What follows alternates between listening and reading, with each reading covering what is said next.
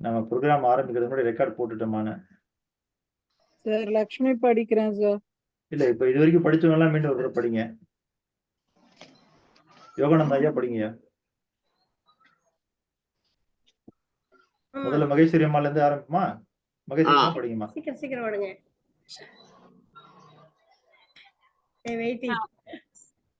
மகேஸ்வரி படிக்கிறேங்க. படிங்கம்மா. அனைவருக்கும் இனிய காலை செல்வ வணக்கம். வல்லவம் காட்டும் செல்வ சிந்தனை, குறள் எண் 878. வகையறிந்து தன் செய்து தன் காப்ப மாயும் பகைவர்கண் பட்ட செருக்கு. 88 பகை திறம் தெரிதல். 10 நட்பியல். 2 பொருட்பால். நன்றிங்க. நன்றி நன்றி நன்றிங்கம்மா. இந்த ஓட்டு போடுற பூத்துல மை வச்சு ஓட்டு போட்டு போடுவாங்க. ஏங்க அவங்களுக்கு ரெக்கார்ட்லாம் டிக் அடிக்கலைங்க, திரும்ப கூப்பிடுங்கன்னா அப்புறம் போட்ட 4 பேருக்கு கூப்பிட்டு வருவாங்க. அந்த மாதிரி நம்ம திரும்ப பக்கத்துல இருந்து ஆரம்பிக்கிறோம். யோகானந்த ஐயா. வல்லவம் காட்டும் செல்வ சிந்தனை, குறள் எண் 878. வகையறிந்து தன் செய்து தன் காப்ப மாயும் பகைவர் கண் பட்ட செருக்கு.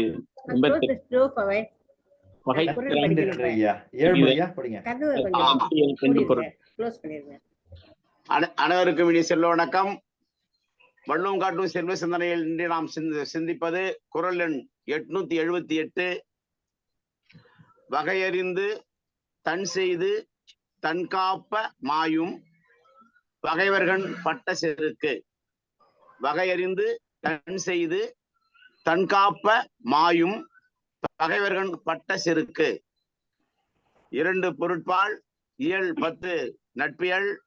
அதிகாரம் 88 பகைத்திறன் தெரிதல். வாய்ப்புக்கு நன்றி ஐயா.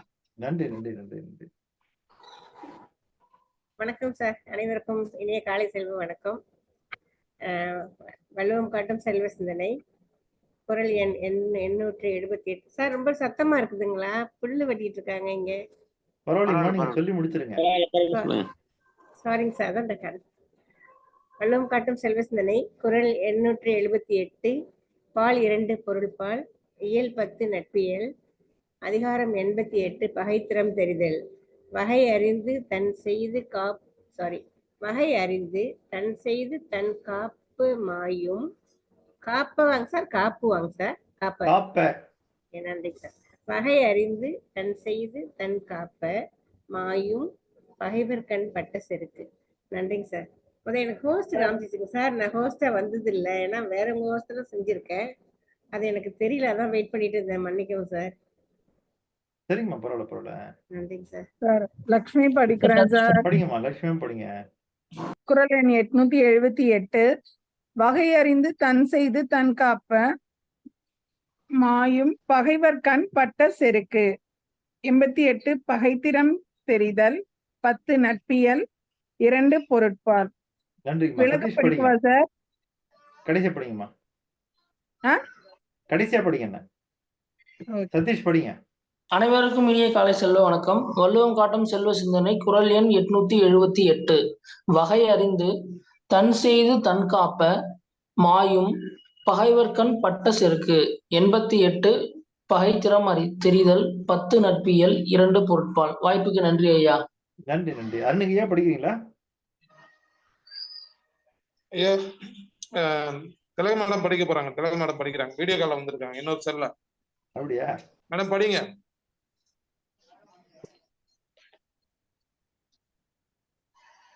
மேடம். படிக்கிறீங்களா? நான் படிச்சிடறேன். வள்ளுவம் காட்டும் செல்வ சிந்தனையில் இன்றைய குறள் எண் 878. வகையறிந்து தன் செய்து தன் காப்பு. தன் காப்ப. வகையறிந்து தன் செய்து தன் காப்ப மாயும் பகைவர் கண் பட்ட செருக்கு. அதிகாரம் 88 பகைத்திறம் தெரிதல். இயல் 10 நட்பியல். பொருள் 2 பொருட்பால். பால் 2 பொருட்பால். வாய்ப்புக்கு நன்றி ஐயா. நன்றி நன்றி நன்றி. லட்சுமிமா இப்ப பொருள் படிங்கம்மா. தான் செய்யும் செயலின் வகை அறிந்து அது முடிவதற்கு ஏற்றவாறு தற்காப்பு தேடிக்கொண்டால் பகைவரிடம் உள்ள செருக்கு தானே தேய்ந்து விடும். Thank you sir. நன்றிம்மா. வெற்றி திலகமா படிங்க.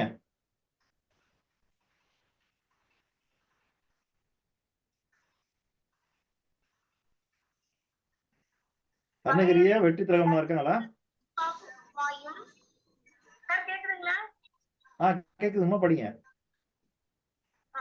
பகையறிந்து தற்செய்து தற்காப்பு மாயும் பகைவர்கள் பட்ட பெருக்கு.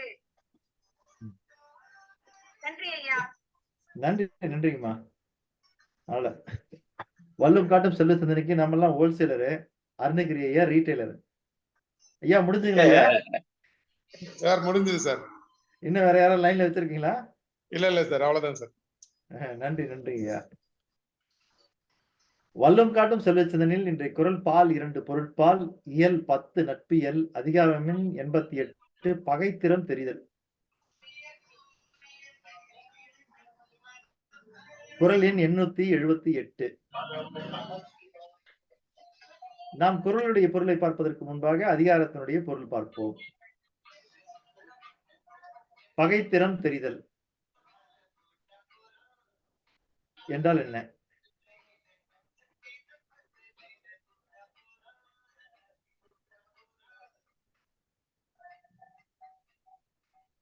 ஹலோ, பகைத்திறம் தெரிதல்னா பகைவரின் ஆற்றலை அளந்து செயல்படணும், அவங்களோட ஆற்றலோட அளவு தெரியணும் அப்படிங்கிறது. வள்ளுவர் ஐயா பகைத்திறம் தெரிதல்னு பகைவருடைய ஆற்றலை தெரிஞ்சுக்கொள்ளான்னு நம்ம சொல்றோம்.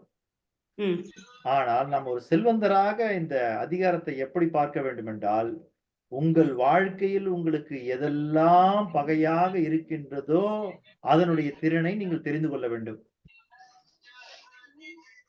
அது எண்ணமாக இருக்கலாம், சிந்தனையாக இருக்கலாம், சொல்லாக இருக்கலாம், செயலாக இருக்கலாம், மனிதர்களாக இருக்கலாம், பொருட்களாக இருக்கலாம், எதுவாக வேண்டுமானாலும் இருக்கலாம். மகிழ்ச்சியமா புரியுதுங்களா? புரியுதுங்க. பகைன்னும் போது நம்ம மனிதர்களோட மட்டும்தான் பாக்குறோம். நான் மதுவை தொடர்றதே கிடையாது, ஏன்னா மது எனக்கு பகை. காரணம் என்னன்னா அதனுடைய திறன் என்னன்னு நான் தெரிஞ்சு வச்சிருக்கிறேன். புரியுதுங்களா? அப்ப நம்ம அதனுடைய திறமை என்ன, அதனுடைய திறன் என்னன்னு தெரியாம அதை போய் தொட்டுட்டோம்னா வாழ்க்கை ஃபுல்லா கஷ்டப்பட வேண்டியதான். அப்ப செல்வந்தர்கள் என்பவர்கள் மனிதர்களுடைய பகையை மட்டும் தெரிந்து வைத்திருக்க கூடாது, உங்கள் வாழ்க்கையில் முன்னேற்றத்திற்கு, உயர்வுக்கு, வளர்ச்சிக்கு தடையா இருக்கிற அத்தனை பகையினுடைய திறமையும் நீங்கள் தெரிந்து வைத்திருக்க வேண்டும். அதுதான் இந்த அதிகாரம். இல்ல, பால் 2 பொருட்பால், இயல் 10 நட்பியல், அதிகாரம் 88 பகைத்திறம் தெரிதல். நமக்கு எதெல்லாம் நம்ம வாழ்க்கையில முன்னேற்றத்திற்கு, வளர்ச்சிக்கு, உயர்வுக்கு தடையாக இருக்கிறதோ அத்தனை பகையை நம்ம தெரிஞ்சு வச்சிருக்கணும். அதனுடைய பகையினுடைய திறன் என்னன்னு தெரிஞ்சு வச்சிருக்கணும். அதுதான் பகைத்திறம் தெரிதல் அப்படின்னு ஐயா வள்ளுவர் சொல்றாரு நமக்கு. குரல் எண் 878. வகை அறிந்து தன் செய்து தன் காப்ப மாயும் பகைவர்கண் பட்ட செருக்கு. வகை அறிந்து தன் செய்து தன் காப்ப மாயும் பகைவர்கண் பட்ட செருக்கு. லட்சுமி அம்மா பொருள் படிச்சாங்க. யாராவது அந்த பொருளை உள்வானம் சொல்ல முடியுமா? அது என்ன பொருள்னு?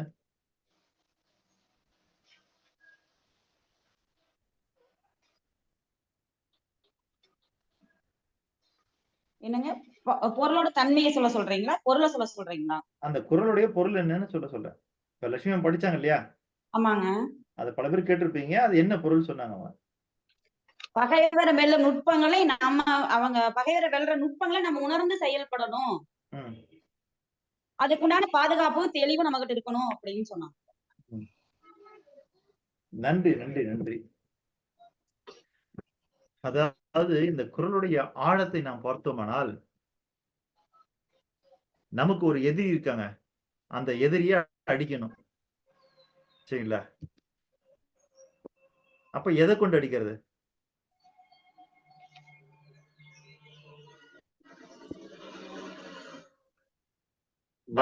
ஒரு எதிரியை எதை கொண்டு அடிக்கிறது? வகை அதன் திறன் அறிந்து. இல்லையா? திறன்லாம் அறிஞ்சிருவீங்க. கத்தி வச்சு அடிக்கிறதா, கட்டை வச்சு அடிக்கிறதா, துப்பாக்கி வச்சு அடிக்கிறதா? எதை வச்சு எதிரி அடிக்கிறது?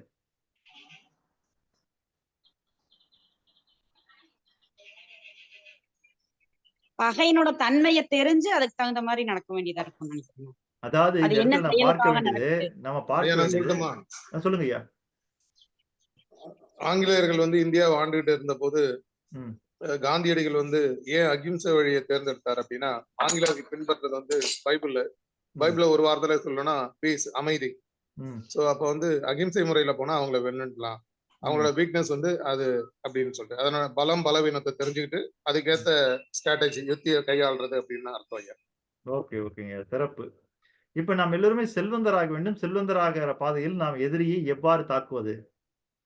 அப்படின்றதுக்கான ஒரு அற்புதமான குறள் இது. ஒரு ஏழையாக இருந்தால் ஏழை ஒரு பகைவனை எப்படி தாக்குவான் என்றால், இல்ல, கெட்ட வார்த்தையில், கேடுகெட்ட வார்த்தைகளில் அவனை தாக்குவான். ஒரு ஏழை தன்னுடைய பகைவனை எப்படி தாக்குவான்? கெட்ட வார்த்தையில், கேடுகெட்ட வார்த்தைகளில் தாக்குவான்.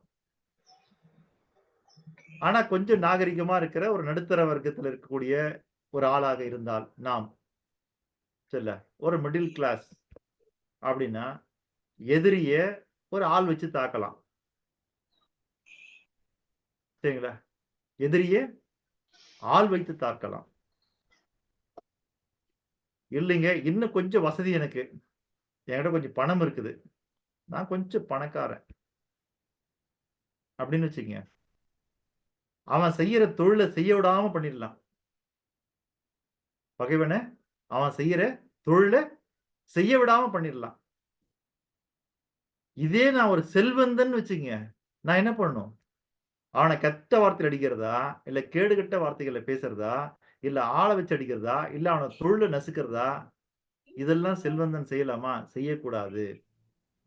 செல்வந்தன் என்ன செய்யணும் அப்படின்னா, அவனைக் காட்டிலும் பல மடங்கு இந்த சமுதாயத்துல உயர்ந்து காட்டணும். நீ யாரை பகை என்று கருதுகிறாயோ, யாரை எதிரி என்று கருதுகிறாயோ, அவனுடைய வளர்ச்சியினுடைய வேகத்தை விட நீ பல மடங்கு வளர்ச்சி கண்டு, வேகம் கண்டு, இந்த வாழ்க்கையில நீ மிகப்பெரிய உயரத்தை அடைந்து காட்ட வேண்டும். புரியுதுங்களா? நீ எட்டக்கூடிய உயரத்தை இருக்கு பாருங்க. அந்த எட்டுன உயரத்தை பார்த்து அவன் பொசுங்கி என்ன ஆகணும்? அவன் அழிய ஆரம்பிச்சிடணும். உன்னுடைய வளர்ச்சி கண்டு அவன் அழியணும். புரியுதுங்களா? அவனை நீ எந்த வகையிலும் டிஸ்டர்ப் பண்ணவே கூடாது. அவனை நீ தொடவே கூடாது. அவன் தொழில்ல கை வைக்கவே கூடாது. ஆள் மேல கை வைக்கவே கூடாது. ஒரு செல்வந்தனாக நீங்கள் மாற வேண்டும் என்றால் நீங்க என்ன பண்ணணும்? உங்க வளர்ச்சி மீது கவனத்தை செலுத்தி, உங்க வளர்ச்சி அசுர வளர்ச்சியாக, அபார வளர்ச்சியாக இருந்ததுன்னா, அத பார்த்து அவன் செத்து போணும். புரியுதுங்களா? நாம அவன தொடவே கூடாது. நம்ம வளர்ச்சி அவனை அழிக்க வேண்டும். அப்படி வளரணும். அதுதான் செல்வந்தனுடைய வளர்ச்சி. உங்களுக்கு அதுக்கு உதாரணமா சொல்லணும்னா, அண்ணாமலை திரைப்படம். புரியுதுங்களா? அவர் ஒரு பால்காரனா இருந்தாரு. சரிங்களா? என் பேர் கொண்ட ஒரு நண்பர் கிடைச்சாரு, அசோக்ன்னு. அந்த அசோக் என்ன பண்ணுவாரு? நண்பராக இருந்த வரைக்கும் அவர் வாழ்க்கையில முன்னேறலைங்க அண்ணாமலை. அசோக் நண்பனாக இருந்த வரைக்கும் அவர் வாழ்க்கையில முன்னேறல. எப்போ ஒரு பகை உருவானதோ அசோக் கிட்ட, அப்பதான் அண்ணாமலை என்கிற ஒரு தனி மனிதன் அசுர வேகத்துல வளர்ந்து ஒரு ஒரு மிகப்பெரிய தொழிலதிபராக, செல்வந்தராக அப்படியே மிகப்பெரிய வளர்ச்சியில் நிக்கிறார். சரிங்களா? அப்ப இந்த இடத்துல எதுக்காக பகை திறம் தெரிதல்னு ஒரு அதிகாரத்தை நம்முடைய ஐயன் வள்ளுவன் வைத்திருக்கிறான் என்றால், நீங்கள் வாழ்க்கையில் முன்னேற வேண்டும், வளர்ச்சி அடைய வேண்டும் என்றால் உங்களுக்கு ஏதாவது பகை வேணுங்க. எல்லாரையும் பகைச்சுக்கிறீங்கன்னு வச்சுக்கங்க. எல்லாரையும் பகைச்சுக்கிறீங்க. எல்லாமே உங்களுக்கு பகையா இருக்குதுன்னா, நீங்க தப்பா வாழ்ந்து கொண்டிருக்கிறீர்கள் என்று பொருள். நான் எல்லாரையுமே பகைச்சுக்கிறேங்க. எனக்கு நெறைய பகை இருக்குது. நெறைய பகை இருக்கிறது. எல்லாரும் எனக்கு பகையாளியா இருக்காங்க அப்படின்னா, நம்ம தப்பா வாழ்ந்துட்டு இருக்கோம்னு பொருள். எனக்கு சரிங்க. எனக்கு ஒருத்தர் கூட பகையே இல்ல. யாருமே பகை இல்ல. எதுவுமே எனக்கு பகை இல்ல. எனக்கு எந்த பகையுமே இல்ல அப்படின்னா, நாம சரியா வாழலன்னு அர்த்தம்.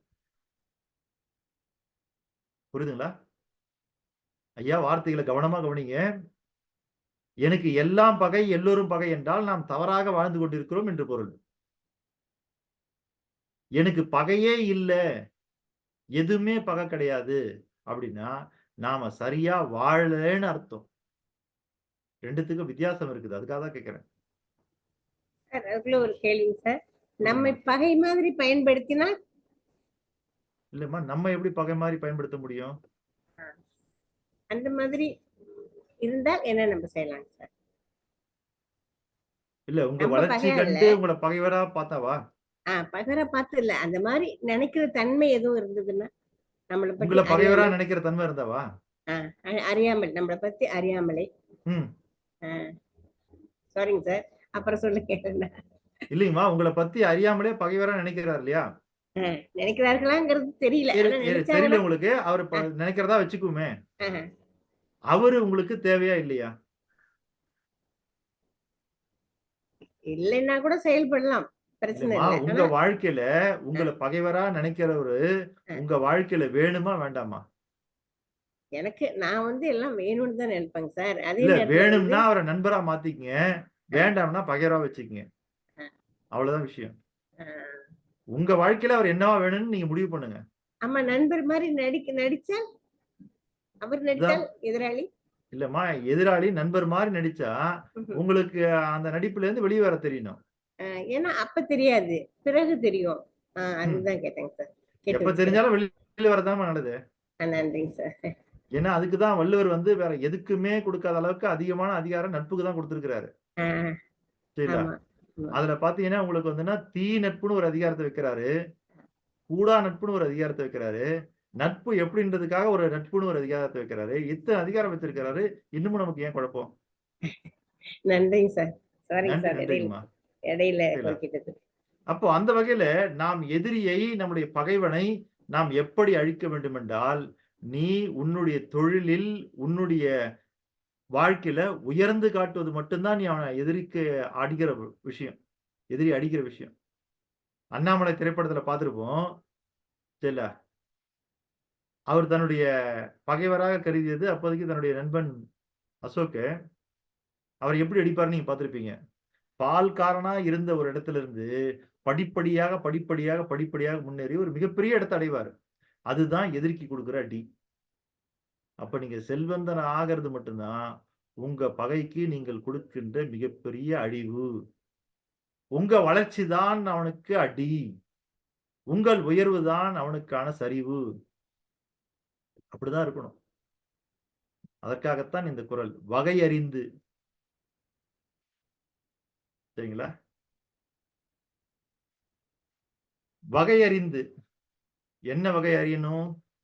நம்ம வாழ்க்கையில முன்னேறக்கூடிய பாதையில் நாம் எந்த முன்னேற்றத்தை அடைகிறோம், எப்படிப்பட்ட முன்னேற்றத்தை அடைகின்றோம், அது எந்த தொழில் வழியாக அடைகின்றோம், அந்த வகையெல்லாம் உங்களுக்கு தெரியணும். இன்னைக்கு பல பேர் வாழ்க்கையில ஒரு கையில ஒரு தொழில் வச்சிருக்காங்க, ஆனா அவங்களால முன்னேறவே முடியல. இதுல இருந்து என்ன நம்ம தெரிஞ்சுக்கணும்னா, நாம முன்னேறதுக்கு எந்த தொழில் நமக்கு விருப்பமாக இருக்கின்றதோ, எந்த தொழில் பேரு ஆர்வத்தை நமக்கு உருவாக்குகிறதோ, இல்ல எந்த தொழில் நமக்கு மிகப்பெரிய அவாவாக இருக்கின்றதோ, அந்த தொழில் தான் நாம செய்யணும். பல பேருக்கு தொழில் செய்யறதுலே விருப்பம் இல்லை. பல பேருக்கு தான் செய்யக்கூடிய தொழில் மீது ஒரு பற்றே இல்லை. இல்ல, வெறுப்போட வேண்டா வெறுப்பா தொழில் செய்யறவங்களா இருக்கிறாங்க. அதெல்லாம் முன்னேற முடியுமானா முன்னேற முடியாது. தான் செய்யக்கூடிய தொழில் நமக்கு ரொம்ப பிடித்ததாக இருக்கணும், ரொம்ப விரும்பினதாக இருக்கணும், ரொம்ப ஆர்வமானதாக இருக்கணும். எவர் ஒருவருக்கு தன் தொழில பேரார்வத்தை ஏற்படுத்த முடியுதோ அல்லது பேரார்வம் இருக்கிறதோ அப்படிப்பட்ட தொழில் தான் நாம செய்யணும். அதுதான் வகையறிந்து. சரிங்களா?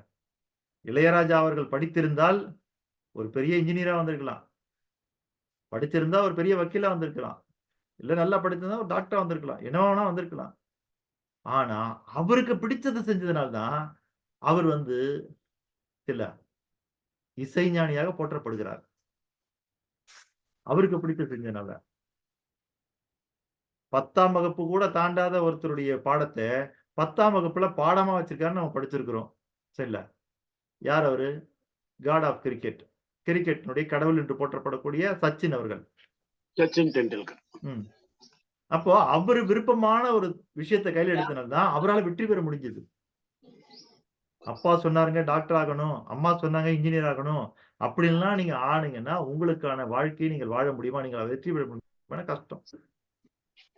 ஆகவே செல்வந்தர் ஆகணும். முதல்ல ஒருத்தர் செல்வந்தர் ஆகணும்னா அவர் தன்னுடைய தொழிலை மிக மிக விரும்பி செய்யணும்.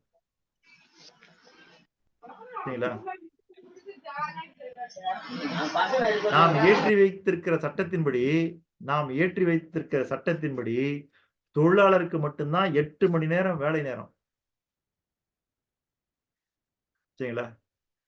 முதலாளிக்கு எத்தனை மணி நேரம் வேலை நேரம் நம்ம ஏதாவது ஏற்றி வச்சிருக்கோமா? இல்ல பாருங்க. ஏன்? ஏன்னா தொழிலாளியை தான் நீங்க கட்டாயப்படுத்தி வேலையை வாங்கி ஆகணும். முதலாளிகள் தன்னுடைய ஆர்வத்தில் வேலை செய்யக்கூடியவர்கள். இல்ல, உரிமையாளர்கள் தன்னுடைய ஆர்வத்துல வேலை செய்யக்கூடியவங்க. அதனால அவங்களுக்கு நீங்க நேரத்தை நிர்ணயம் பண்ணணுமா? வேண்டியதில்ல. அவர் 10 மணி நேரம் வேலை செய்வாரு, 15 மணி நேரம் வேலை செய்வாரு, 18 மணி நேரம் கூட வேலை செய்வாரு. அப்ப நாம எதுக்காக சட்டத்தை ஏற்றி வைத்திருக்கோம் என்றால் தொழிலாளருக்கு மட்டும்தான் நாம் சட்டத்தை ஏற்றி வைத்திருக்கின்றோம். 8 மணி நேரம் வேலை அப்படின்னு. ஆனா எந்த இடத்துலயும் முதலாளிக்கு எவ்வளவு நேரம் நம்ம சட்டத்தை ஏற்றி வைக்கல. காரணம் என்ன? முதலாளிகள் எல்லாம் தன்னுடைய விருப்பத்தில் வேலை செய்கிறார்கள். சரில, எப்படி ரயில் இன்ஜின்ல அந்த நிலக்கரியை எடுத்து அள்ளி போட போட போட வெப்பம் கூட கூட கூட ரயிலுடைய வேகம் கூடுகிறதோ, அந்த மாதிரி ஒரு முதலாளிக்கு தன்னுடைய தொழில இருக்கக்கூடிய அந்த எரிசக்தி எதுன்னா ஆர்வம், பேரார்வம்ங்கிற ஒரு எரிசக்தி இருந்தாதான் ஒரு அந்த வியாபாரத்தை பண்ண முடியும், அந்த தொழிலை பண்ண முடியும். அப்ப வகையறிந்து எந்த தொழில் எனக்கு பிடிச்சிருக்குது, எந்த தொழில் எனக்கு நல்லா வருது, என்ன திறமை என்கிட்ட இருக்குது, என்ன சக்தி என்கிட்ட இருக்குது, இதெல்லாம் தெரிஞ்சு நாம என்ன பண்ணணும்? தொழில் செய்யணுமா? அப்படி தொழில் செய்து அதன் மூலியமாக வளத்தை பெருக்க வேண்டும். அதுதான் வகையறிந்து தன் செய்து தன் காப்ப. நீங்க உங்க தொழில பேரார்வத்தை கொண்டு சரிங்களா, என்னென்னலாம் உங்களுக்கு திறமை இருக்குது, என்னென்னலாம் உங்களுக்கு அறிவு இருக்குது, என்னென்னலாம் உங்ககிட்ட இருக்குதுன்னு பார்த்து அதுக்கேத்த மாதிரியான தொழிலை நீங்க உருவாக்கி அதை நீங்க பெருசா வளர்த்து அதுல மிகப்பெரிய பொருளாதாரத்தை உருவாக்கி அதை வச்சுக்கிட்டு நீங்க உங்களை காப்பாத்திக்கணும். சரிங்களா? அதாவது நீங்க மிகப்பெரிய ஒரு வாழ்க்கையை வாழ வேண்டும். அப்படி வாழ்ந்தீங்கன்னா மாயும்னா அழியும். எது அழியும்? பகைவர் கண் பட்ட செருக்கு. உங்களுக்கு பகை என்று யாராவது இருந்தால் சரிங்களா, அந்த பகையினுடைய செருக்கு அழியும். அவ்வளவுதான். அந்த மனுஷன் அழிஞ்சிருவான். அந்த பகை அழிந்து விடும். உங்களுக்கு எது பகையாக இருக்குதோ அது என்ன பண்ணும்? உங்க வளர்ச்சியை பார்த்து அது அழியணும். அதுதான் செல்வந்தன் ஆகக்கூடிய கலை. அதுக்காக தான் நம்ம செல்வந்தர் ஆகணும்ன்றோம். உங்க சொந்த பந்தத்துல, உங்களை சுத்தி இருக்கிற நட்பு வட்டத்துல, உங்களை சுத்தி இருக்கிற சுற்றங்கள்ல, உங்களை சுத்தி இருக்கிற உறவுகள்ல எவ்வளவு பேரு உங்க வளர்ச்சி பிடிக்காம இருக்கலாம். சரிங்களா? உங்க வளர்ச்சிக்கு எதிராக வேலை செய்யலாம். நாம உடனே போயிட்டு அவர் பேர்ல போலீஸ்ல கம்ப்ளைண்ட் கொடுத்துக்கிட்டு, அவர் பேர்ல பிரச்சனை பண்ணிட்டு, அவர் பேர்ல சண்டை போட்டுக்கிட்டு, வாழ்க்கையில் நம்ம நிறைய நேரங்களை வீணடித்திட்டு இருக்கோம். அதெல்லாம் இங்க வேண்டியதில்ல. அவன் என்ன நினைக்கிறான்றதை நீ பாத்துக்க. என்ன நினைக்கிறான்னு பாத்துக்க. நீ உடனே செய்ய வேண்டியது என்னதுங்களா? உடனே செய்ய வேண்டியது அந்த பகையை அழிக்க வேண்டும் என்றால், அந்த பகையை ஒடுக்க வேண்டும் என்றால், அந்த பகைவனை அல்லது பகையை நீங்கள் மாயடிக்க செய்ய வேண்டும் என்றால், நீங்க செய்ய வேண்டியதெல்லாம் வாழ்க்கையில மிகப்பெரிய உயரத்தை எட்டுவதுதான். இன்று வாழ்க்கையில் உருவான பல வெற்றியாளர்கள் உன்னால முடியாது, உன்னால செய்ய முடியாது, உன்னால அடைய முடியாது, நீ இதுக்கு திறமையான ஆள் இல்ல, நீ இதுக்கு லாய்க்கே இல்ல, சரில, நீ தண்டம், நீ உதவாக்கற, நீ ஒண்ணுத்துக்குமே உருப்படி ஆக மாட்ட அப்படின்னு சொன்னவங்க தான் இன்னைக்கு வாழ்க்கையில மிக உயர்ந்த இடத்தை அடைஞ்சிருக்காங்க. புரியுதுங்களா? அதனால நமக்கு வாழ்க்கையில பகை என்பது அவசியம். 2 நண்பர்கள் முடிவு பண்றாங்க. என்ன முடிவு பண்ணாங்கன்னா, அடுத்த வருஷம் இத்தனாம் தேதி எனக்கான ஒரு வீடு கட்டி நான் ஒரு கிரகப்பிரவேசத்தை நடத்தணும் அப்படின்னு. 1 இயர் டைம். அதுக்குள்ள நான் ஒரு வீட்டை கட்டி ஒரு கிரகப்பிரவேசம் பண்ணணும்னு சொல்லிட்டு 2 நண்பர்கள் முடிவு பண்றாங்க. ஆனா அந்த 2 பேர்ல என்ன பண்றாங்கன்னா, அடுத்த வருஷம் இத்தனாம் தேதி இத்தனை மணிக்கு கிரகப்பிரவேசம் இந்த இடத்துல நடக்கும்னு 2 பேருமே இன்விடேஷன் போடுறாங்க. ஒரு 100 இன்விடேஷன் போட்டு அந்த 100 இன்விடேஷனும் கொடுக்குறாங்க. என்னங்க சொல்றீங்க? இடம் வாங்கிட்டீங்களா? இன்னும் இல்ல. இன்ஜினியர் பாத்தீங்கன்னா இன்னும் இல்ல. எதுவுமே இல்ல. ஆனா அடுத்த வருஷம் இந்த தேதியில நாங்க கண்டிப்பா கிரகப்பிரவேசம் பண்ணோம்னு 2 ஃப்ரெண்டுமே என்ன பண்ணாங்கன்னா இன்விடேஷன் அடிச்சு கொடுக்குறாங்க. புரியுதுங்களா? அதே மாதிரி அடுத்த ஆண்டு அதே நாள் அதே தேதியில கிரகப்பிரவேசம் நடக்கின்றது. 2 ஃப்ரெண்டு இல்ல, ஒரு ஃப்ரெண்டு மட்டும் தான் நடக்குது. ஒரு ஃப்ரெண்டு கட்டல. சரிங்களா? ஒருத்தர் மட்டும் தான் ஜெயிச்சாரு. ஒருத்தர் மட்டும் தான் அதை அடைஞ்சாரு. அது ஏன்னு யோசிச்சு பார்க்குறாங்க. உங்களுக்கு ஏதாவது காரணம் புரியுதா? அவர் மட்டும்தான் அந்த சிந்தனையோட செயல்பட்டு இருக்கிறார். இல்லைங்க ஐயா. அந்த இன்விடேஷன் அடிச்சாங்கல்ல 100 இன்விடேஷன். அந்த 100 இன்விடேஷன் வீடு கட்டாதவர் இருக்காரு பாருங்க. அவர் யாருக்கு கொடுத்தாருன்னா தன்னுடைய ஃப்ரெண்ட்ஸுங்களுக்கு, தன்னுடைய சொந்தக்காரங்களுக்கு, தன்னுடைய உற்றார் உறவினர்களுக்கு கொடுத்தாரு. ஆனா அந்த வீடு கட்டி கிரகப்பிரவேசம் பண்ணி அந்த இடத்தை அடைஞ்சாரு பாருங்க. அவர் யாருக்கு கொடுத்தாருன்னா 100 இன்விடேஷன் 100 பகைவர்களுக்கு கொடுத்தாரு. எதிரிகளுக்கு கொடுத்தாரு. புரியுதுங்களா? அப்ப எதிரிகளுக்கு கொடுத்தோம்னா அவன் எவ்வளவு கேவலப்படுத்துவான், எவ்வளவு அசிங்கப்படுத்துவான், எவ்வளவு ஏளனப்படுத்துவான். அந்த ஏளனங்கள், அந்த அசிங்கங்கள், அந்த அவமானங்கள் தான் அவனை அதை கட்ட வச்சது. சரிங்களா? குஜராத் என்னும் மாநிலத்தில் போர்பந்தர் என்னும் இடத்தில் பிறந்த காந்திக்கு ஒரு அவமானம் நிகழவில்லை என்றால் அவர் மகாத்மாவா மாறி இருப்பாரா? யோசித்து பாருங்க. அவருக்கு நிகழ்ந்த ஒரு அவமானம் அது இந்தியாவினுடைய பெரும் வெகுமானமாக மாறியது. எப்பொழுது? அந்த அவமானம் தான்.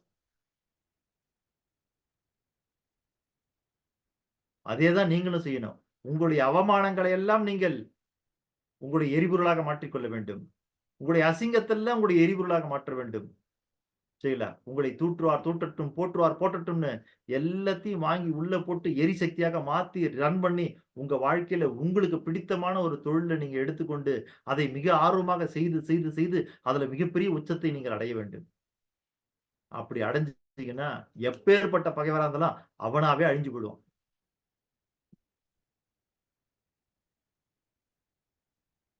நீங்க அடிக்க வேண்டியதே இல்லை. ஐயோ இப்படி வளர்ந்துட்டானே வளர்ந்துட்டானே வளர்ந்துட்டானே பார்த்து பார்த்து பொசுங்கி அவனாவே அழிஞ்சிருவான். அதுக்கு உங்களுக்கு என்ன வேணும்? உங்களை உயர்வான இடத்துக்கு கொண்டு போனா அவ்வளவு திறமையான பகை ஒண்ணு வேணும். அதான் சொல்றேனே 100 பேருக்கு நண்பர்களுக்கும் உற்றார் உறவினர்களுக்கும் இன்விடேஷன் கொடுத்த ஆளு அந்த இடத்துல வீடு கட்டல. யார் பகை என்று கருதப்பட்டதோ அவர்களுக்கு கொடுத்த இன்விடேஷன்ல தான் அந்த பகை தூற்றுதல், வசை சொற்கள், அவங்க பேசின பேச்சு இதெல்லாம் மாத்தி உரமா மாத்தி அந்த இடத்தை அடைஞ்சாரு. நாம பார்த்த அண்ணாமலைன்ற திரைப்படத்துல கூட அதுதானே நமக்கு நடந்திருக்குது. தெரியல, ஒருத்த நண்பனா இருந்த வரைக்கும் அவர் பால்காரனா தானே இருந்தாரு. அதே நண்பன் பகைவனாக மாறும்போது என்ன ஆகுது? பால்காரன் பணக்காரனா ஆயிட்டாளா? அதுதான் நான் மீண்டும் உங்களுக்கு சொல்கிறேன். செய்யல, நீங்க எல்லோரையும் பகையாக்கி வைத்திருக்கிறீர்கள் என்றால் தப்பாக வாழ்கிறீர்கள். ஒருத்தர் கூட பகையே இல்லை அப்படின்னா நீங்க சரியா வாழன்னு அர்த்தம். அப்ப நம்ம வாழ்க்கையில நம்ம உயர்வதற்கேற்றது போல, நம்ம வாழ்க்கையில நம்ம வளர்வதற்கேற்றது போல நமக்கு என்று ஏதேனும் பகை இருக்க வேண்டும். அந்த பகையினுடைய திறன் நீங்கள் அறிய வேண்டும். நாம யார் கூட மோத போறோம்? புரியுதுங்களா? உள்ளூர்ல நீங்க கிரிக்கெட் ஆடுறது வேற, உலக நாடுகள்ல போய் கிரிக்கெட் ஆடினா நம்ம யார் கூட மோத போறோம்? ஒரு நாட்டு கூட மோத போறோம் அப்படின்னா அதனுடைய திறன் எப்படி இருக்கணும்? நீங்க உள்ளூர்ல மோதும் போது எப்படி வேணாலும் மோதிக்கலாம். ஆனா அதே மாதிரி நம்ம உலக நாடுகள்ல போய் மோதும் போது மோதலாமா? கூடாது. சார் இன்னொரு தடவை சொல்லுங்க சார். நீங்க எல்லாரும் பகை எப்படிங்க சார்? அது ஒருத்தர் கூட பகை இல்லாம இருக்கக்கூடாது. சரியா சொன்னீங்க, அழகான வாதம். எல்லோரையும் பகையாக நீங்கள் கருதினால் தப்பாக வாழ்கிறீர்கள். ஒருவர் கூட பகையே இல்லை என்றால் நீங்கள் சரியாக வாழவில்லை என்று பொருள். நன்றிங்க சார். ஏன்னா இந்த சமுதாயத்துல எப்படின்னா நீங்க சரியா வாழ வாழ வாழ உங்களுக்குன்னு ஒரு ஒரு குறிப்பிட்ட பகை உருவாகத்தான் செய்யும். ஏன்னா எந்த நல்லது செஞ்சாலும் இந்த சமுதாயத்தை பொறுத்த வரைக்கும் அந்த நல்லது பிடிக்காதவங்க உங்களுக்கு பகையா வந்து நிக்கதான் செய்வாங்க. நீங்க எவ்வளவு நல்லது செய்யுங்க, இந்த சமுதாயத்துக்கு ரொம்ப நல்லதுங்க, இந்த விஷயம் போய் நின்னு பாருங்க, கண்டிப்பாக அதை எதிர்த்து 4 பேர் வந்து நிப்பாங்க. நல்லது செஞ்சீங்கன்னா. கெட்டது செஞ்சீங்கன்னா உங்க கூட சேர்ந்து செய்யறதுக்கு 10 பேர் வந்து நிப்பாங்க. நல்லது செஞ்சீங்கன்னா உங்களை எதிர்த்து நிக்கிறதுக்கு 10 பேர் இருப்பாங்க. இன்று அப்படிதான் இந்த சமுதாயம் இயங்கிக் கொண்டிருக்கிறது.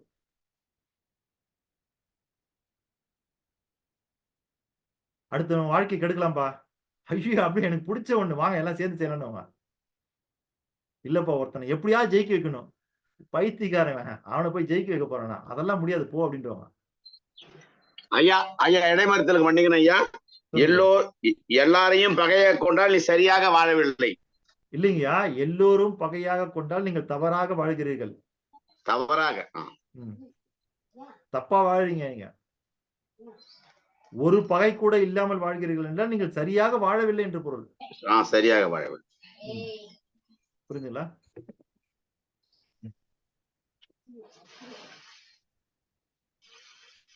நாம எல்லாருமே செல்வந்தனாகணும் செல்வந்தனாகணும் செல்வந்தனாகணும்னு நினைச்சுக்கிட்டே தான் இருக்கிறோமே தவிர நம்ம அடையல.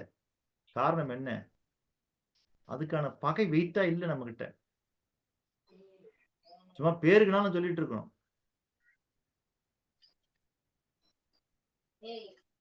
இல்ல இப்ப நம்ம குழுவில் இங்க இருக்கிறாங்க மகேஸ்வரி அம்மா, அவளை பத்தி சொல்லித்தான் ஆகணும். ஆனா என்ன நடந்தது ஏது நடந்தது எனக்கு தெரியல. ஆனா அவங்க பேசும்போதெல்லாம் எனக்கு தெரிஞ்சுக்கிட்ட ஒரு விஷயம் என்னதுங்களா, வாழ்க்கையில எங்கோ பட்ட ஒரு அவமானத்தை இல்ல ஒரு பெரிய சாதனையாக மாற்ற வேண்டும், அதை ஒரு சரித்திரமா மாத்தணும்னு சொல்லிட்டு தன்னுடைய பிள்ளைகளை ஒரு மிகப்பெரிய உயர்ந்த இடத்துக்கு கொண்டு போகணும்னு அவங்க ஆசைப்படுறாங்க. அது அவங்க வாழ்க்கையில பட்ட ஏதோ ஒரு இடத்துல பட்ட ஒரு அவமானம். அது எந்த இடத்துல பட்டாங்கன்னு எனக்கு தெரியல. ஆனா அவங்க பேச்சில இருந்து நான் ஒரு தடவை பார்க்கறது தான். அவங்க குழந்தைங்களை ஒரு மிகப்பெரிய இடத்துக்கு எடுத்துட்டு போகணும்னு ஆசைப்படுறதுக்கு காரணம் தான். ஒவ்வொரு பெற்றோருமே தன்னுடைய குழந்தைகளை ஒரு மிகப்பெரிய இடத்துக்கு கொண்டு போகணும்னு ஆசைப்படுறது காரணம் அவங்க வாழ்க்கையில பட்ட ஏதோ ஒரு இடத்துல பட்ட அவமானம். அப்ப அந்த அவமானம் தான் நமக்கு பகை. அந்த அவமதித்தது தான் நமக்கு பகை. சரிங்களா? ஈரோடு மகேஷ் இருக்காரு பாருங்க. ஈரோடு மகேஷ் சொல்வார், தான் படிச்ச பள்ளியில சரியா மார்க் வாங்காம போடா உங்க அப்பா அம்மா எல்லாம் கூட்டிட்டு வாடா அப்படின்னு அனுப்பின பள்ளி இன்று அதே பள்ளியில என்ன விஐபியா சீஃப் கெஸ்டா கூப்பிட்டு உட்கார வச்சு நிகழ்ச்சி நடத்துறாங்க. எந்த பள்ளி நீ படிக்கிறதுக்கு லாய்க்கில்ல போய் உங்க அப்பா அம்மாவை கூப்பிட்டு வாடா அப்படின்னு சொன்ன பள்ளி இன்று அதே பள்ளியில நான் சீஃப் கெஸ்டா போய் உட்கார்ந்து இருக்கிறேன். காரணம் என்னன்னா நான் வாழ்க்கையில அடைந்த உயரம். நீங்கள் வாழ்க்கையில் அடையக்கூடிய உயரம் உங்களுடைய நிராகரிப்புகளை எல்லாம் அங்கீகாரமாக மாற்றும். உங்க அவமானங்களை எல்லாம் வெகுமானங்களாக மாற்றும். சரிங்களா? உங்களுடைய இகழ்ச்சி எல்லாம் புகழ்ச்சியாக மாற்றும். அதுக்கு நாம செய்ய வேண்டியது ஒன்றே ஒன்றுதாங்க. வாழ்க்கையில எவ்வளவு உயரம் வளர முடியுமோ அவ்வளவு உயரம் வளர்ந்து காட்டணுங்க இந்த சொசைட்டில. நீங்க யாரையும் அடிக்க வேண்டியதில்லை, யாரையும் உதைக்க வேண்டியதில்லை, யாரையும் குத்த வேண்டியதில்லை, எவன் காலையும் மாறிவிட வேண்டியதில்லை, எவனுக்கும் குடி தோன்றதில்லை. நீங்க வாழ்க்கையில மிக உயரத்தை அடைந்தால் போதும். புரியுதுங்களா?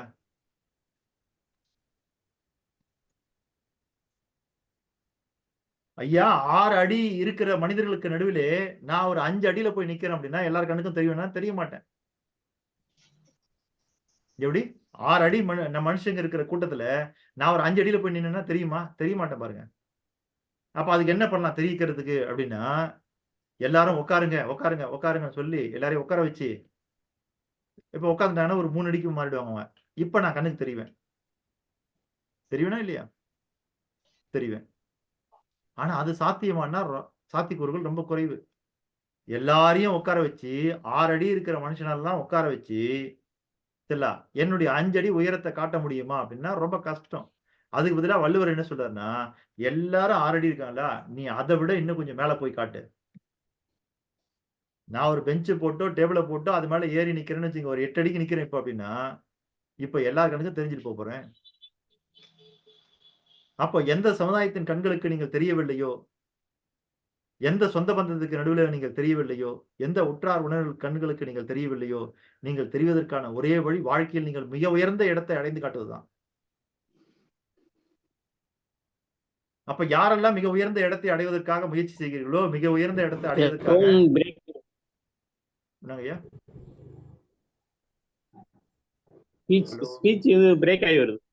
அப்படிங்களா? ஏதாவது தடை இருக்குதான்னு தெரியல. இப்பங்கய்யா சரியா இருக்குதா? சரியா இருக்கு, பேசுங்க. சரியா இருக்கு. எனக்கு சரியா இருக்குங்க சார். நன்றி சார். அப்போ நாம வந்து கையில் எடுக்கின்ற ஒரு தொழிலை அறத்தின்படி வழிநடத்தி அறத்தின்படி லாபத்தை சம்பாதித்து இல்ல நாம் ஒரு அற வாழ்க்கையை வாழ்ந்து இல்ல நேர்மையான வழியில் நாம் பொருள் ஈட்டி பணம் ஈட்டி லாபங்களை எல்லாம் ஈட்டி என்ன செய்ய வேண்டும்? வாழ்க்கையில ஒரு உயர்ந்த இடத்துக்கு போய் காமிக்கணும். அதுதான் நாம செய்யக்கூடிய மிகப்பெரிய செயல். அந்த செயலை செஞ்சீங்கன்னா உங்க வாழ்க்கையில எந்த பகையாக இருந்தாலும் அந்த பகை அத்தனையுமே தானாக அழிந்து விடும். தானா அழிஞ்சிடும். அதுதான் இந்த குறள் நமக்கு சொல்லக்கூடிய மிக எளிமையான விளக்கம். சரிங்களா? நாம் எல்லோருமே செல்வந்தராக ஆசைப்படுகிறோம், செல்வந்தராக ஆசைப்படுகிறோம். ஆனால் என்ன செய்யறதுக்கு நம்ம தயாரா இல்ல. ஐயோ பகை வந்து சேர்ந்துருமே, இல்ல பகைச்சுக்க வேண்டியது இருக்குமே, அப்படிலாம் பாத்தீங்கன்னா நீங்க என்ன பண்ண முடியாது, வளரவே முடியாது. நீங்கள் வளர வேண்டும் என்றால் கண்டிப்பாக ஏற்கனவே வளர்ந்தவர்களை காட்டிலும் நீங்க மேல வந்துதான் ஆகணும். சரிங்களா? ஏற்கனவே உங்களுக்கு முன்னாடி யாரோ வளர்ந்து நிப்பாங்க பாருங்க, அவங்கள தாண்டி நீங்க வந்துதான் ஆகணும். ஐயோ அவளை பகைச்சிக்கிற மாதிரி இருக்கு நீங்க நினைச்சீங்கன்னா வளர முடியாது. சார் இன்னொரு சின்ன கொஸ்டின் சார், மறந்துடாதீங்க சார். அதாவது நம்ம வந்து நம்மள பகைச்சிட்டு அவங்க வந்து போயிடுறாங்க. ஆனா அவங்க வந்து பகை மாதிரி அவங்க நினைக்கிறாங்க நம்மள. அதே மாதிரி பகைச்சிட்டு போயிட்டாங்க. எத்தனையோ வருடமோ நாளோ, வருடம் தான் முக்கவசியம் வந்து நம்மள வந்து என்ன மன்னிச்சிருங்கன்னு கேக்குறாங்களா? அவங்கள பத்தி நம்ம என்னங்க சார் சேர்த்து கொள்ளலாமா வேணாமா? என்ன மன்னிச்சிருங்க, நீங்க எவ்வளவு நல்லது செஞ்சீங்க, நீங்க வந்து எனக்கு தான் எனக்கு உண்மை, என்னோட உண்மையதான் சொல்றேங்க சார். இல்ல அதுதான்மா, அவங்க மனப்பூர்வமாக மன்னிப்பு கேட்டால் கண்டிப்பாக ஏற்றுக்கொள்ள வேண்டும்.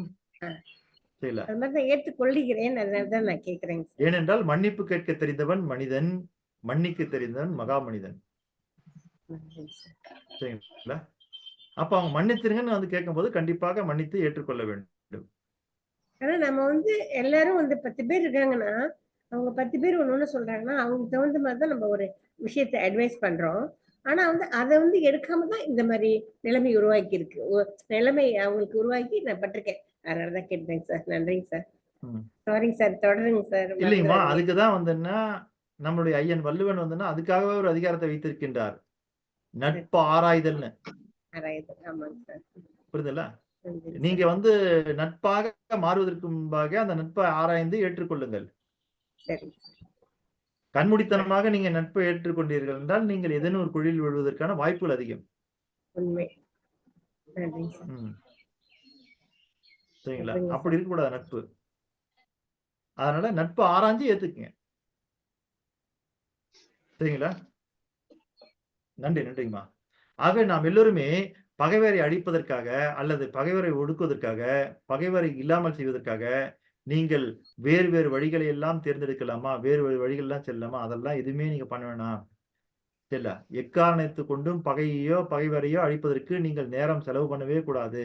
உங்கள் நேரத்தை எல்லாம் நீங்கள் கவனமாக எங்கே செலுத்த வேண்டும்? உங்களுடைய முன்னேற்றத்திற்கு, உங்களுடைய உயர்வுக்கு, உங்களுடைய வளர்ச்சிக்கு தான் நீங்க போடணும்.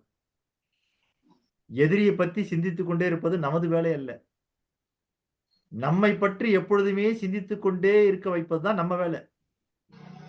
சரிங்களா? நம்ம வேலை என்னவா இருக்கணும்? எதிரி எப்பயுமே நம்மளை சிந்திச்சுக்கிட்டே இருக்கிற மாதிரி இருக்கிறது தான் நம்ம வேலை. அப்ப எதிரியை எப்பயுமே நம்மளை பார்த்து சிந்திச்சுக்கிட்டே இருக்கணும்னா நாம் கையில் எடுத்துக்கொண்ட தொழிலை மிகப்பெரிய வேகத்தில், மிகப்பெரிய அசுர வளர்ச்சியில் நாம் எவ்வளவு ஆர்வமாக, எவ்வளவு விரைவாக, எவ்வளவு பிரம்மாண்டமாக, எவ்வளவுக்கு எவ்வளவு உழைப்பை கொண்டு அதை எவ்வளவு உயரமாக வளர்க்கிறோமோ அதுதான் எதிரி நம்மளை பத்தி சிந்திச்சுக்கிட்டே இருக்கிறதுக்கான வேலை. நாம எதிரி பத்திட்டு பேசிட்டே இருந்தோம்னா அது நம்மளுடைய பலவீனம். எதிரி நம்மளை பத்தி பேசிட்டே இருக்கிறோம்னா அது நம்மளுடைய பலம். அப்ப நாம எதிரியை பத்தி நாம பேசிட்டே இருக்க போறோமா, இல்ல எதிரியை நம்மளை பத்தி பேச வைக்க போறோமா என்பது எல்லாம் நீங்க யார் முடிவு செய்யணும்? நீங்க தான் முடிவு செய்யணும்.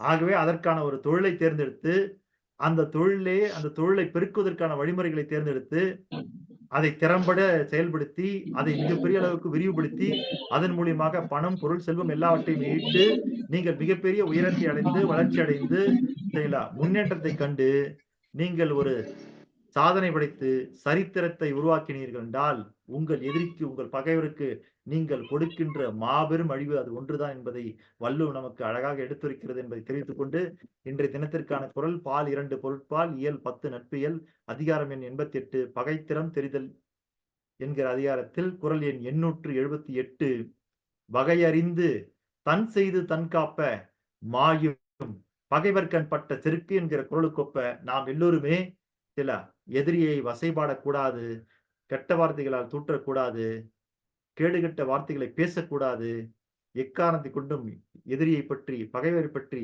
பேசாமல் அவருக்காக பேசுவதற்காக நேரம் கூட நாம் செலவழிக்காமல் நம்முடைய முன்னேற்றத்தில், நம்முடைய வளர்ச்சியில், நம்முடைய வாழ்க்கை பாதையில் கவனத்தை செலுத்தி கண்ணும் கருத்துமாகிறது நாம் எவ்வளவு உயரமாக வளர்கிறோமோ அதுதான் எதிர்க்கு நாம் கொடுக்கின்ற அடி என்பதை வள்ளுவம் தெரிவிக்கிறது என்பதை உங்களுக்கு தெரிவித்துக் கொண்டு வாய்ப்பளித்த அத்தனை நல்ல உள்ளங்களுக்கும் என்னுடைய மனமார்ந்த வாழ்த்துக்களையும் பாராட்டுகளையும் தெரிவித்துக் கொண்டு நன்றி கூறி விடைபெறுகிறேன். நன்றி, வணக்கம். நன்றி ஐயா, நன்றி. உலக மக்களின் நன்மைக்கான கூட்டு பிரார்த்தனை வழங்க போது யார்?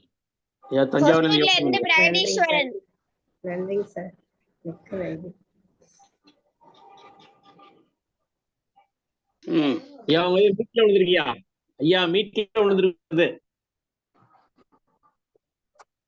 உலக மக்களின் நன்மைக்கான கூட்டு பிரார்த்தனையை ஒசூரை சேர்ந்த செல்வன் பிரகதீஸ்வரனும் தஞ்சாவூரை சேர்ந்த யோகானந்தம் ஐயா அவர்களும் இணைந்து வழங்கட்டும். மற்றவர்கள் அத்தனை பேருமே தன்னுடைய மைக்கை மியூட் செய்து வைத்துக் கொண்டு உங்களுடைய இடத்திலே நீங்கள் வாய்விட்டு கூட்டு பிரார்த்தனை மேற்கொள்ளுங்கள் என்று கேட்டுக்கொள்கிறேன். நன்றி.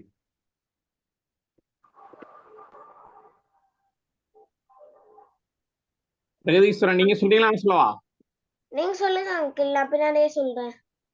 நன்றி நன்றி நன்றி. உலக மக்களின் நன்மைக்கான கூட்டு பிரார்த்தனை. உலக மக்களின் நன்மைக்கான கூட்டு பிரார்த்தனை. உலகின் எல்லா உயிர்களையும் படைத்த உலகின் எல்லா உயிர்களையும் படைத்த சர்வ வல்லமையும் ஈடு இணையில்லா சக்திகளின் பிறப்பிடமாக உள்ள இயற்கை பேராற்றலே இயற்கை பேராற்றலின் மாபெரும் சக்தியாக எங்களின் ஆழ்மன நம்பிக்கையாக எங்களுக்குள் பெருக்கெடுத்து ஓடும் நேர்மறை ஆற்றலே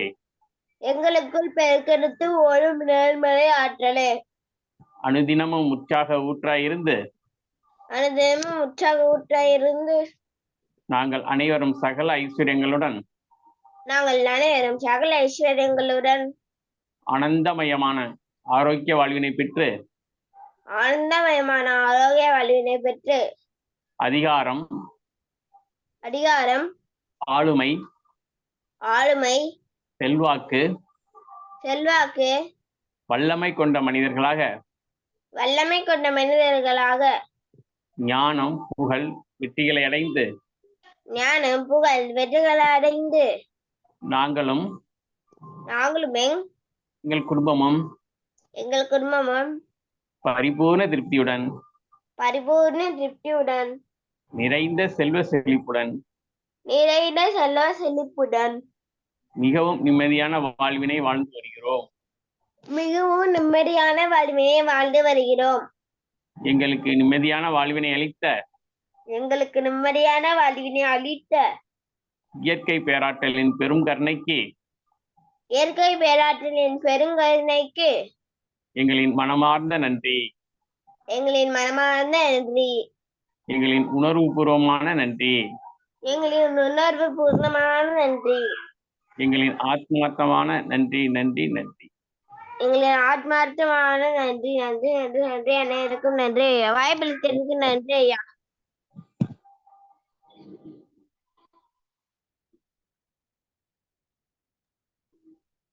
உலக மக்களின் நன்மைக்கான கூட்டு பிரார்த்தனை வழங்கிய ஒசூரை சேர்ந்த செல்வன் பிரகதீஸ்வரனுக்கும் தஞ்சாவூரை சேர்ந்த யோகானந்தம் ஐயா அவர்களுக்கும் நம் அனைவரின் சார்பாகவும் மனமார்ந்த நன்றிகளை தெரிவித்துக் கொள்வோம். இன்றைய குரல் குறித்து கருத்து தெரிவிப்பதற்காக பெரம்பலூரிலிருந்து பாஸ்கர் ஐயா அவர்கள் வாருங்கள் ஐயா. சார், அவரு பிரார்த்தனை பாடல் ஆரம்பிக்கிறதுக்கு முன்னாடி நன்றி பாடல் ஆரம்பிக்கிறதுக்கு முன்னாடி கை தூக்கிட்டார் சார். இவ்வளவு நாளா இல்ல. ஆமாங்க, இவ்வளவு நாளா அவருக்கு உள்ள வர முடியல. ஆமா, இன்னைக்கு உள்ள வந்த அந்த வேகத்திலேயே கையை நேரா தூக்கிட்டு தான் வந்தாரு. நன்றி. பாஸ்கர் ஐயா பேசுங்க ஐயா.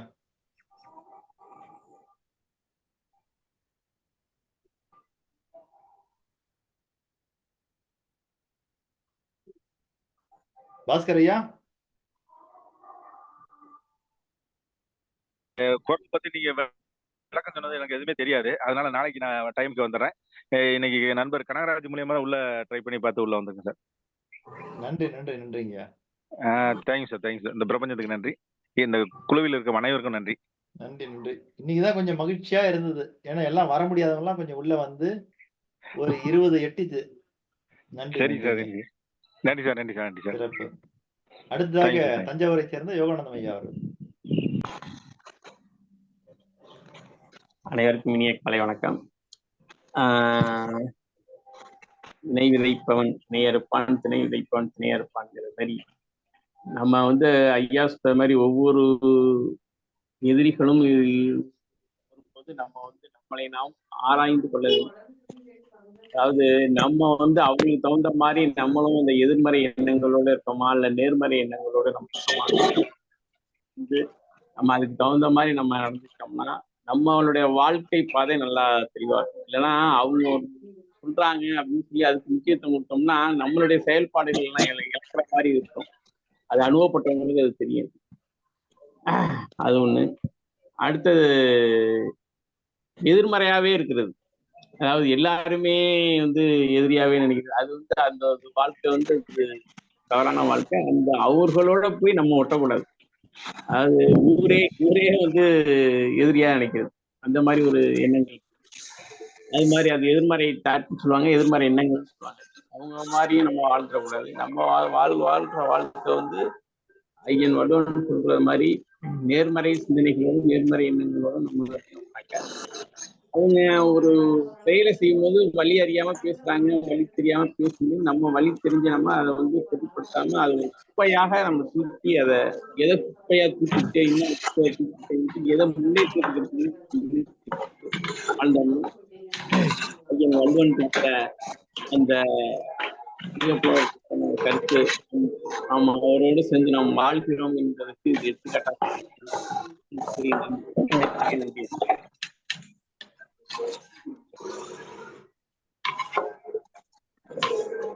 நன்றி நன்றி நன்றி ஐயா, மிக்க நன்றி. அடுத்ததாக சென்னை சேர்ந்த ரிச்வி அருணகிரி ஐயா அவர்கள். வள்ளுவம் காட்டும் செல்வ சிந்தனையில் இணைந்திருக்கும் செல்வ இன்றைய குரல் 878. வகை அறிந்து தன் செய்து தன் காப்ப மாயும் பகைவர் கண் பட்ட செருக்கு. அதிகாரம் 88. பகை திறம் தெரிதல். இயல் 10 நட்பியல். பால் 2 பொருட்பால். இரண்டாம் உலகப் போரில் ஈடுபட்ட ஐரோப்பிய நாடுகளிடமிருந்து மிகப்பெரிய பணங்களை பெற்றுக்கொண்டு ஆயுதங்களை வழங்கி வந்த அன்றைய அமெரிக்கா பிரித்தானிய அரசாங்கத்தை விட 5 மடங்கு இராணுவ பலம் குன்றியிருந்தது. அதை அறிந்திருந்த பிராங்க்லின் டி ரூஸ்வெல்ட் தன்னுடைய நாட்டின் படைபலத்தை பல மடங்காக பெருக்கினார். அந்த வகையில் இன்று சர்வ வல்லமை படைத்த அமெரிக்காவின் பலம் உலகில் உள்ள 200க்கும் மேற்பட்ட நாடுகளில் 70 நாடுகளில் 800க்கும் மேற்பட்ட இராணுவ தளவாடங்களை அமைத்து வைத்திருக்கிறது. அந்த வகையில் செல்வந்தர்களாக துடிக்கும் நாம் நம்முடைய பகை எது என்று அறிந்து அதை சரியாக கையாள வேண்டும். கியூபாவின் தலைமை அதிகாரியான புரட்சியாளர் பெடல் காஸ்ட்ரோ அவர்கள், நீ செல்லும் பாதையில் தடைகள் இல்லை என்றால் உன் பாதை இல்லை, அது வேறொருவரின் பாதையில் நீ செல்கிறாய் என்பாய். அதுபோல எந்த ஒரு பகையும் இல்லாமல் மனிதன் வாழ்ந்தான் என்றால் அவன் வாழ்க்கையை சரியாக வாழவில்லை. அனைவரும் அவனுக்கு பகையாக இருந்தால் அவன் வாழ்க்கையை தவறாக வாழ்கிறான் என்ற அர்த்தம். அந்த வகையில் இன்றைய மீண்டும் குரல் ஒரு பாடல் வரிகளோடு, 3 தலைமுறைக்கும் நிதி வேண்டுமா, காலம் முற்றும் புகழ் வளர்க்கும் மதி வேண்டுமா, 3 தலைமுறைக்கு நிதி வேண்டுமா? காலம் முற்றும் புகழ் வளர்க்கும் மதி வேண்டுமா? தோன்றும் பகை நடுங்கும் பலம் வேண்டுமா?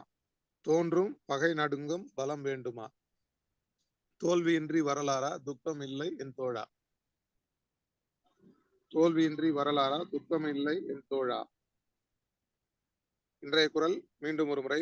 வகை அறிந்து தன் செய்து தன் காப்ப மாயும் பகைவர்கண் பட்ட செருக்கு. அதிகாரம் 88 பகை திறம் தெரிதல். இயல் 10 நட்பியல். பால் 2 பொருட்பால். வாய்ப்புக்கு நன்றி ஐயா. நன்றி நன்றி நன்றி, மிக்க நன்றிங்க. வேற யாரும் கருத்து தெரிவிக்க விரும்புகிறீர்களா? ஐயா வெற்றி திலகம் மேடம் சொல்றேன். அப்படியா? வேற ஒரு போன்ல கேட்டுட்டு. அதாங்க ஐயா, சப்கான்ட்ராக்ட் நீங்க எடுத்திருக்கீங்க இல்லையா? சரி, நன்றி நன்றி ஐயா.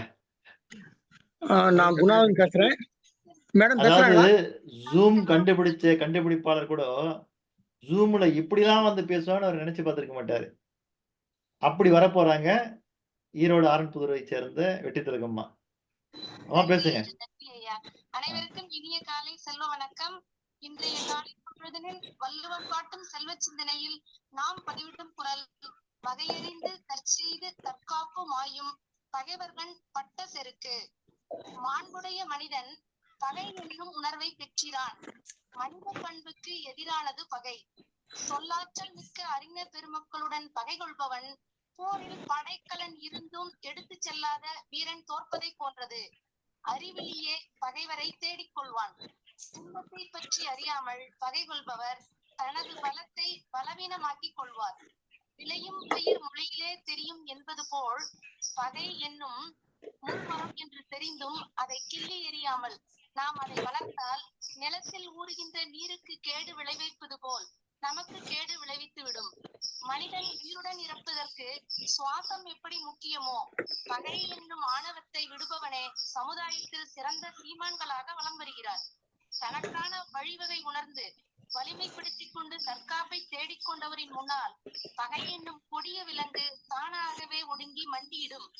செல்வந்தராகிய நாம் நட்பு உடையவராய் மகிழ்ச்சியை பிறருக்கு கொடுப்பவராய் பகை உணர்வு இல்லாமல் வாழ்வாங்கு வாழ வேண்டும் என்று கூறி வாய்ப்புக்கு நன்றி கூறி விடைபெறுகிறேன். நன்றி, வணக்கம் ஐயா. நன்றி நன்றி நன்றிங்கம்மா, மிக்க நன்றி.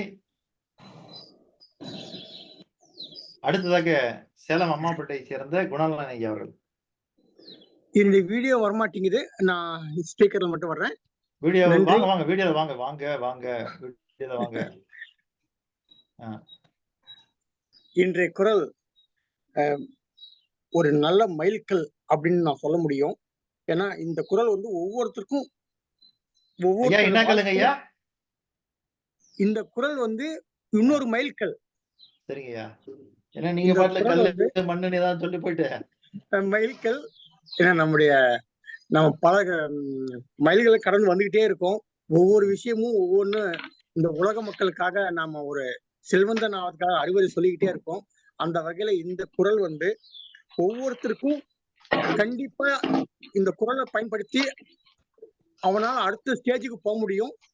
இத வந்து எல்லாருமே அவங்க வாழ்க்கையில இந்த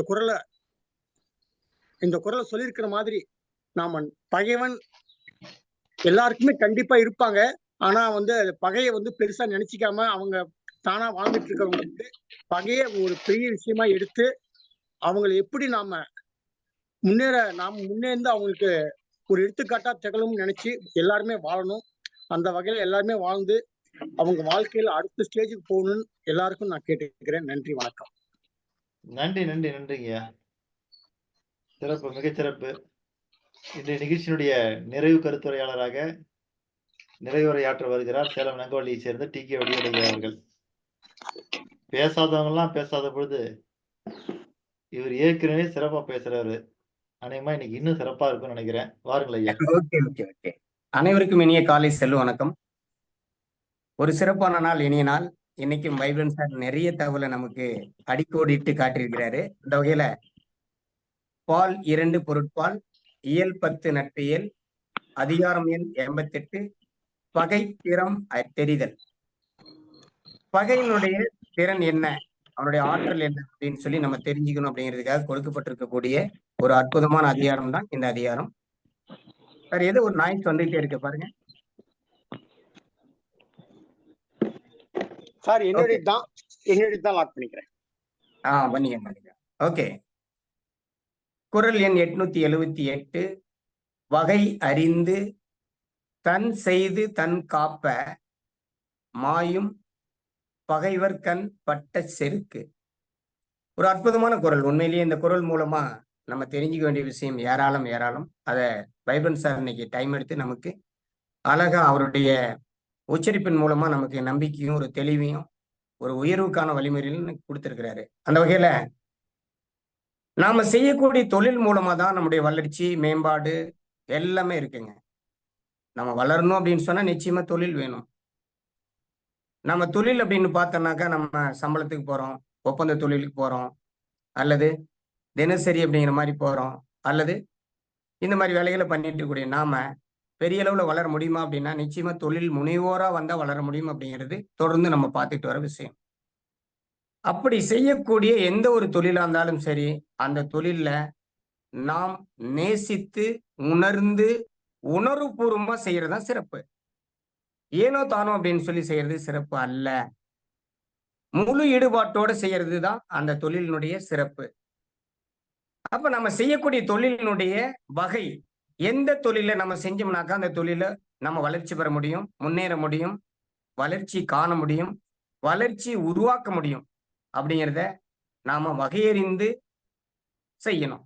அதே போல தன்னுடைய ஆற்றல்களை தொடர்ந்து அந்த தொழிலுக்கு ஏற்றவாறு வளர்த்து கொண்டே இருக்க வேண்டும். அப்பொழுதுதான் வாழ்க்கையினுடைய உச்சத்தை தொட முடியும் அப்படிங்கிறத வைப்ரன்ட் சார் அடிப்படை ஆணித்தரமா நமக்கு சொல்லியிருக்கிறார். இதை முக்கியமான ஒரு விஷயம். இப்படி நீங்க வளர்ற போது உங்களை சுற்றி இருக்கக்கூடிய நிறைய பேர், நம்முடைய முன்னோர்கள் நம்ம கடந்து வந்த அந்த வம்சாவளி பார்க்கிற போது நம்ம ஏழையா இருக்கலாம், நடுத்தர வர்க்கமா இருக்கலாம், அல்லது ஏதோ ஒரு நிலையில புறக்கணிக்கப்பட்ட நபர்களா கூட இருக்கலாம், குடும்ப உறுப்பினர்கள். அப்படி இருந்த போதிலும் நாம எப்படி உயர்றது வளர்றது அப்படின்னா நம்முடைய தொழில் மூலமா தான் வளர முடியும், மேம்பாடு அடைய முடியும். அப்படி மேம்பாடு அடைந்தால், வளர்ந்தால், உயர்ந்தால் பகைவர் கண் பட்ட செருக்கு அப்படின்னு சொல்லி வள்ளுவம் சொல்றது. பகைவர் நம்மளை கேவலமா நினைக்கிறாங்க அப்படிங்கும் போது நீங்க எப்படி உங்களுடைய வளர்ச்சியை மேம்படுத்த முடியும்னா உங்க தொழில் மூலமா தான். நீங்க நேருக்கு நேரம் சண்டை போட்டோ, ஆர்கியூமெண்ட் பண்ணியோ, விவாதம் பண்ணியோலாம் ஜெயிக்க முடியாது. நீங்க உங்க தொழில வளர்ந்தாவே அந்த நபருக்கு அவரை நீங்கள் ஜெயிச்சதா அர்த்தம் அப்படிங்கிறதா புரிந்து கொள்ள வேண்டிய ஒரு விஷயம். ஆக நீங்கள் செய்யும் தொழிலில் வெற்றி பெற்றால் பகைவரின் ஆணவம் தானே மறையும். இதான் சார் இன்னைக்கு அழகாக சொல்லியிருக்கிறாரு. ஆகவே நாம் உயர்வதற்கு, பெரிய உச்சத்தை தொடுவதற்கு எதிரி அப்படின்னு சொல்லி ஒரு நபர் நிச்சயமா தேவை. இப்ப எதிரின்னு சொல்லும் போது அந்த பகை உணர்வு அனைவரிடத்திலும் நிச்சயமா இருக்கவே கூடாது. அடுத்ததா ஒரு பாயிண்ட் சொன்னார் முக்கியமா. அப்படி ஒரு எதிரி இல்லை அப்படின்னு சொன்னா வாழும் வாழ்க்கை என்பது அர்த்தமற்றதா இருக்கு. எதிரியே இல்லை அப்படின்னு சொன்னா, போட்டியே இல்லைன்னு சொன்னா, போட்டி இல்லாத ஒரு விளையாட்டா, போட்டி இல்லாத ஒரு வாழ்க்கையா? ஆகவே எதிர்ப்பும் இருக்கக்கூடாது, எதிர்ப்பு இல்லாமையும் இருக்கக்கூடாது. நிச்சயமா அந்த உந்து சக்தியை உருவாக்கக்கூடிய நபர்கள் யாருங்க? இந்த எதிர்ப்பு தன்மை எதிரிகள் தான். அருமையான விஷயத்தை நம்ம குறிப்பிட்டிருக்கிறாரு. அதே போல அவமானங்களை வெகுமானங்களாக மாற்றணும். அவமானம் நிறைய இடத்துல வந்துகிட்டே இருக்கும், அதை வெகுமானமாக மாற்றுவது சிறப்புக்குரியது. ஆகவே நம்முடைய நோக்கம் என்பது வளர்ச்சியா தான் இருக்கணும். நம்முடைய வளர்ச்சி, மேம்பாடு, வேறு எந்த வகையிலும் கவனம் சிதறக்கூடாது. இதுதான் வள்ளுவம் சொல்லுது, வைப்ரன்ட் சாரா தான் நமக்கு சொல்றாரு. ஆகவே தொழிலை வளர்க்க, மேம்படுத்த சரியான அளவில் நம்முடைய கவனத்தை செலுத்த வேண்டும்.